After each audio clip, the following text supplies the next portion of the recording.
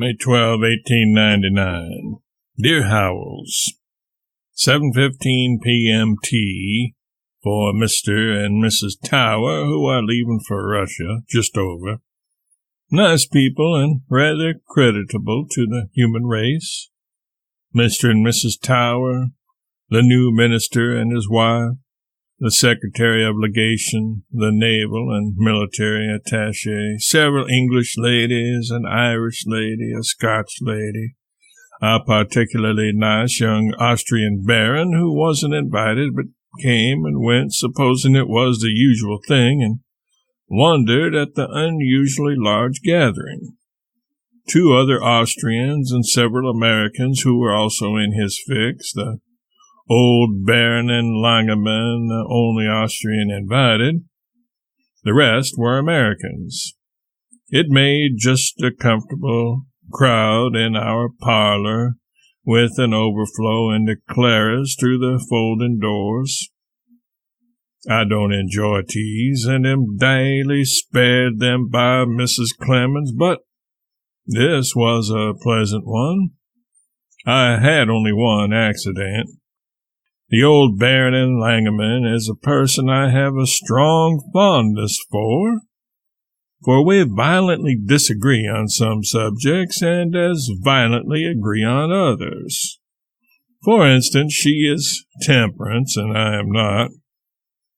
She has religious beliefs and feelings and I have none. She's a Methodist. She is a Democrat and so am I.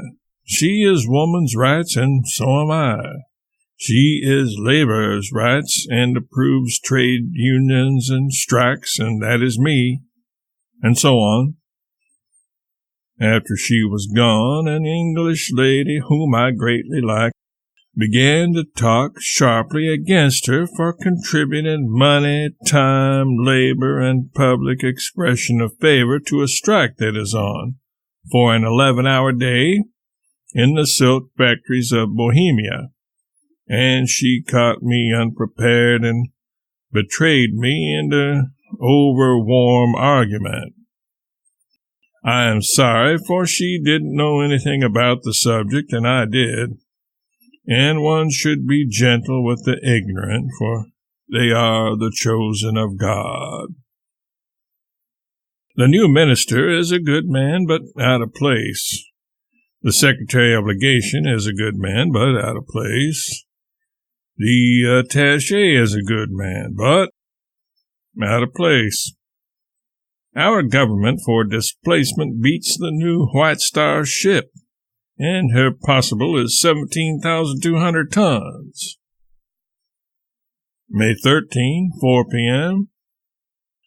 A beautiful English girl and her handsome English husband came up and spent the evening, and she certainly is a bird. English parents, she was born and reared in Romania and couldn't talk English till she was 8 or 10. She came up clothed like the sunset and was a delight to look at. Romanian costume. 24 young people have gone out to the Semmering today and tomorrow, and Mrs. Clemens and an English lady and old Leshatitsky and his wife have gone to chaperone them. They gave me a chance to go, but there are no snow mountains that I want to look at.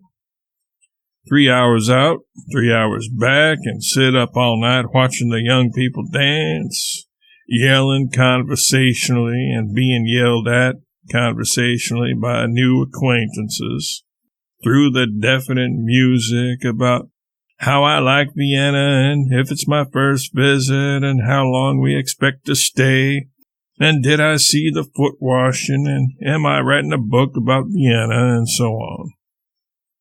The term seemed too severe. Snow mountains are too dear at the price.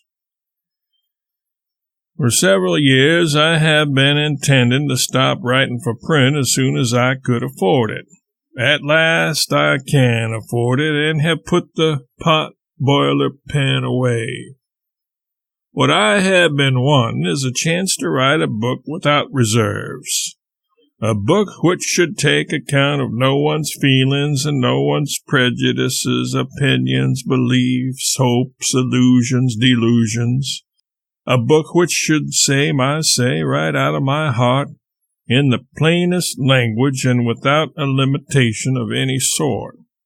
I judged that would be an unimaginable luxury. Heaven on earth. It is underway now, and it is a luxury. An intellectual drunk. Twice I didn't start it right, and got pretty far in both times before I found it out. But I am sure it is started right this time.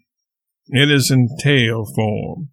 I believe I can make it tell what I think of man and how he is constructed and what a shabby, poor, ridiculous thing he is, and how mistaken he is in his estimate of his character and powers and qualities and his place among the animals. So far, I think I am succeeding. I let the madam into the secret day before yesterday and locked the doors and read to her the opening chapter. She said, "It is perfectly horrible and perfectly beautiful. Within the due limits of modesty, that is what I think. I hope it will take me a year or two to write it, and that it will turn out to be the right vessel to contain all the abuse I am planning to dump into it. Yours ever, Mark."